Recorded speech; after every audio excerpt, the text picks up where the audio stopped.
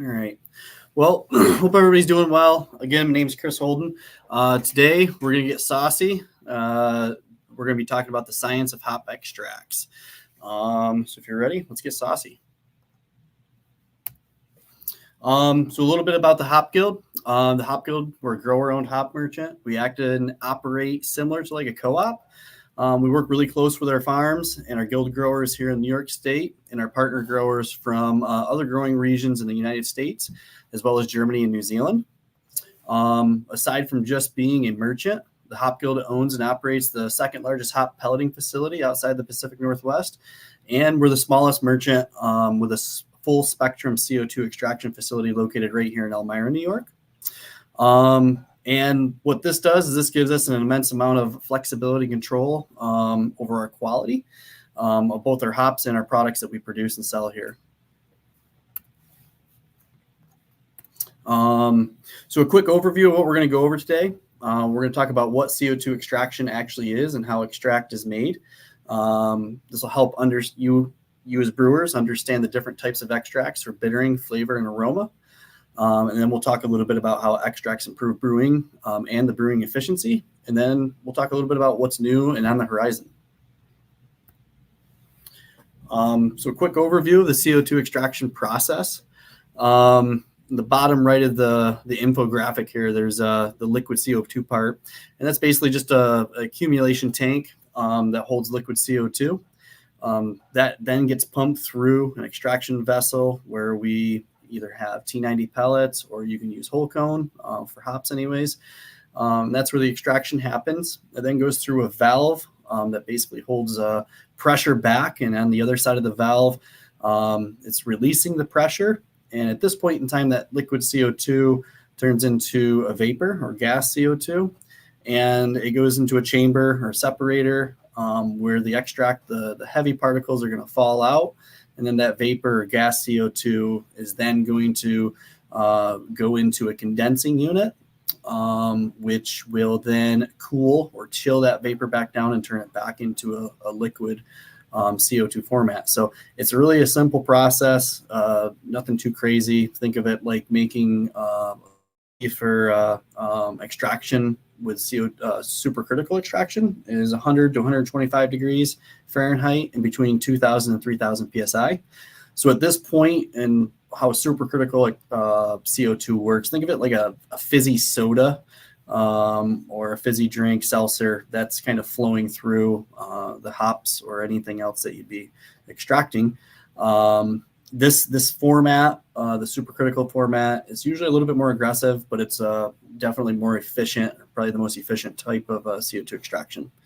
The other one is subcritical or liquid extraction, and this occurs under supercritical temps of 87.76. But it also has a wide range of pressures. So you can go higher pressure, you can go lower pressures. There's a lot of variation that you have there. But here, just think of it like a cold, semi-viscous liquid that doesn't freeze. And you can get moderately aggressive with this, or you can go through a very soft process. So you could be, think of it like searing a steak or barbecuing a brisket.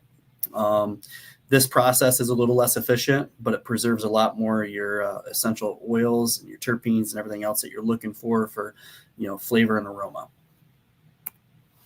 So CO2 extract, what is it? Hop extract or CO2 hop extract is a liquid form of a hop product that can range in viscosities and has extremely high amounts of alpha, beta, and essential oils or terpenes. Hop CO2 extract is primarily used for brewing beer, but has other uses also in the distilling industry, medicine, and in the cosmetic industry. A quick fun fact, one of the first places to ever use hop extract in the distilling process, which basically kills off any of the mold or the bacteria before fermentation, if I remember correctly, was done about 30 minutes from here in the Finger Lakes in New York. But for beer, CO2 extract can be used partially or completely to replace the use of traditional hop products like whole cones and T90 pellets, and most recently even concentrated lupulin pellets. Some major advantages of CO2 extracts are a much longer shelf life, up to 10 years with some products. They also lose little to no flavor over this time period. And additionally, the process acts as a filtering or a purification from the original product. So, like I said before, thinking of coffee or tea, you're basically doing the same thing and filtering any of the impurities out of the product itself. So, in all reality, you could take a product that maybe isn't suitable for brewing beer, but you could run it through this, and you can make something that could be suitable. Think of like the smoke tainted hops from a few years ago, and go on from there. Another fun fact: CO2 hop extract was introduced into the brewing industry more than 2 decades ago. So it's been around for a little while, and I think it's going to be around for quite a bit longer. So bittering extract and then just simple generic CO2 extract. I get asked this question a lot. What's the difference? Are they the same thing or are they not the same thing? And to be honest with you, basically they are the same thing. They're both usually done with supercritical CO2 extraction methods. The differences come down to the standardizations. With a bittering extract, you're going to see a standardization by specific alpha acid content or the alpha acid volume per container. An example there would be 175 grams of alpha acid per container, or we'll say 350 even. The CO2 extracts, on the other hand, normally don't have a specific standardization and would come in a variety specific packaging. So this could be used more for your maybe a certain aroma or mid and late kettle, but at the same time it can still be used as a bittering extract, but most likely it's going to retain more of the essential oils that the host product or the T90 pellets or the whole cone that was used is going to have. So there's big advantages on both ends here, but the main difference here is bittering extract. You're looking for high yields and high alpha to make the brewing process as efficient as possible. The next one, you're looking at flavor extracts, and this is a hot topic in today's brewing industry.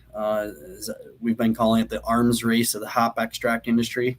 You can see things from flowables to semi-flowables, byproducts, supercritical versus liquid CO2 extracts. There's a lot of stuff out there.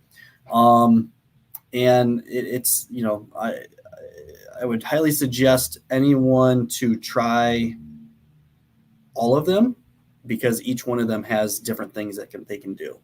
But yes, this product range is very beefy. Not all extracts are created the same and not all are equal, but they all serve a purpose. So you might find one or hear one that doesn't seem like it fits well, but you could end up using it and it might fit your brewing process very well. Most flavor extracts are perfect for the end of boil or the hot side or whirlpool applications. The main goal with these products is to cut down on shrub and wort loss in the kettle, and the whirlpool giving you more beer, as well as enhancing flavor. All the products on the market for this sector, the brew house they're made through CO2 extract basically. The flowables and the semi-flowables, these products are normally standardized by the alpha acid and the oil contents, and the range of flowability will depend greatly on the varieties that you see, as the flowability is greatly dependent on the varieties used and their composition of oils overall. So something like maybe a Citra Mosaic might be very flowable because of their oil composition, where maybe a New Zealand Nelson Sauvin or even just a simple Cascade might be a little less flowable in the same product, even though their oil and alpha content at the end of the day are the same standardization. Some of the products out there in the sector, they're actually byproducts from other products, so that makes them a little bit more efficient also from the merchants and the producers that make them. But overall, the main advantages here, there's less wort loss, there's a flavor impact that can be better than traditional products like T90s and whole cones. There's less storage space needed. and of course lower shipping costs because of that. And they can offer new and unique flavors traditional products can't bring to the table because of the extract of the extra green material that are in those host formats, basically. The new kid on the block are more of the aroma extracts. This is really the newest sector that different merchants, including ourselves, are getting into. These products are designed to be used on the cold side, but some will also work well on hot side additions. There are some that are water soluble, and there are some that are not water soluble. The aroma extracts are for enhancing aroma and even flavor through partial replacement of T90 and concentrated lupulin pellets. These products also will help tremendously with beer loss, meaning that a lot of these are designed to be going into your dry hop where there's heavy dry hop load, and these products can replace a good chunk of that T90 or the lupulin pellet, where both of those products are going to be able to consume more. These products are designed so that way they have no wort consumption and give you a maximum amount of flavor and aroma. So we'll get into more of the brewing efficiency side. Basically, there's a lot to choose from, as I said before, but don't be afraid to try them all. Not all the extracts are created equally and perform the same way. They might serve better purposes in different beer styles that you're brewing. Pick a goal and make sure that the end result makes you money. One common issue that I see within the brewing industry is some people will get these new products and they will just start layering these on top of their current recipes, looking for something cool and new and everything else. And all that's doing is obviously driving your cogs up. I don't recommend doing that at all. Take a very structured and methodical approach at adding these to your brewing process, because these products can help out from many different formats to save you money and basically making more money at the end of the day. We have a brewery that we work with in New York City that a lot of their beer brands, they've switched over to 100% extract on the kettle side because they have a 3.5 barrel system. And before it wasn't very efficient. And now they've actually looked at slowed down on looking at a bigger system because they're able to brew 2 turns instead of 3 into their 7 and 10 barrel fermentation tanks.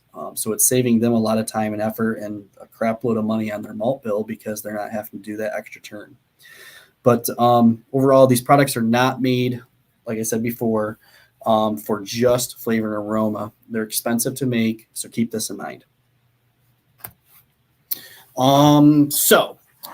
What we have here is a quick infographic, talk about wort consumption. So 1 pound of hops, 1 pound of T90 pellets, that is, can consume up to 1.2 gallons of wort. So that basically means that with every 11 pounds that you add to the kettle or to the fermentation vessel, you could see up to 13.2 gallons of wort or beer that you lose. So every time that you replace that much with an extract, you could see much more going into your fermentation vessel. So this is a good idea of what you could see where, on the bottom left, you've got wort or trub still left in the kettle or whirlpool. And so that means you got less going in the fermentation tank. Whereas the example I had just given about the brewery in New York City, they are now basically able to send 98% of their wort to the fermentation vessel, making sure that they fill that up every time. And it's saving them, like I said, on malt with the extra turns that they don't have to take any longer. But also now they have extra beer after they do a canning run that they can put into kegs. And that means they have more beer to be able to serve over the counter or over their bar. And maybe not having to do an extra batch of that beer, one for canning and one for kegging. Obviously, that's just a small brewery example, but obviously that small brewery example goes all the way up to the larger breweries. The next thing is just storage space. So I know that our company looks at this quite a bit. As we've grown over the years, we've looked at adding more buildings, buying other buildings? How can we basically turn around and build our business, but not have to spend as much money as possible, because we don't want to, right? We want to stay nimble. And one of the big things was when we got into the extracts, we started realizing, oh, wow, like we can take an entire pallet of hops and turn it into this, or to make a pallet of extract, it's going to consume this many pallets of pellets.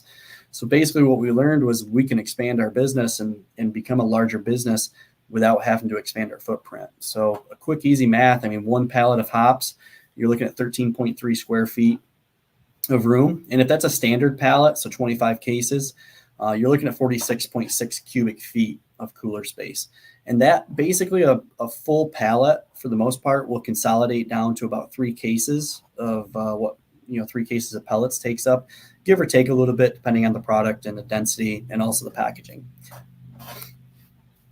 Shipping costs is the next thing. Shipping goes up and down. The length of time I've been in the industry, we've seen the most expensive shipping costs we've ever seen to some of the lowest ones, and it ranges from year to year, and it ranges throughout the year too. For us, an average standard pallet rate is about $349. Again, we've seen lower, we've seen higher. It goes all over the place, and this is shipping all over the United States. But that same amount, that 25 cases, you reduce that down to 3 cases, your shipping costs can be reduced by 75%. So a little bit on some of the products that we offer here at the Hop Guild, and to meet our flavors, I guess you could say, is we offer CO2 extract and bittering extracts. Obviously, these products are great for clean bittering additions and all styles of beer. They help to improve beer shelf stability as well as better margins in the brew house. And then the second one is our hop sauce. This has been kind of our tried and true product on our end. It's an amazingly easy to use tool for late kettle and whirlpool additions for added profits and gains in flavor and aroma. Our new product that some of you maybe have heard or have seen it when we've been at the CBP Connects events. We're getting ready to ramp up, and we'll be releasing this product later on this month. Actually, it's our new terp sauce product. This is our new revolutionary flowable cold side hop extract designed for maximum flavor and efficiency. So if you guys want to know more about these, please check out our website at www.thehopguild.com. And the last thing I want to leave you guys with is a nice little quote that I've been digging for years now, is "Be curious, not judgmental," by obviously the famous Ted Lasso. And the thing here is, we run into a lot of times that we hear brewers talk about, business owners talk about how they need to save on money, they need better margins, and in the last few months we've seen a lot of breweries close. And we're not saying that, or I'm not saying that could change if they just turn over to extracts, but we also hear a lot of people talk about how they don't want to use extracts, or maybe they had a bad experience with an extract. And at the end of the day, I do think that when you put pen to paper, it does seem to make sense for a lot of people. And then it just comes down to your standard operating procedures to make sure that basically, what the pen and paper says is actually coming true. And, the pen to paper has never lied about what numbers could come of this. So if you guys are looking for, a better way to save on costs and hopefully gain some more profits out of, maybe the limited revenue that you have right now, extracts are definitely a great way to look, are a great thing to look at. And I strongly recommend these. So that's really all I've got. If you guys ever have any questions, like I said, take a look at our website, www.thehopguild.com, where you guys can reach out to us direct. All of our contact information is right there on the website. So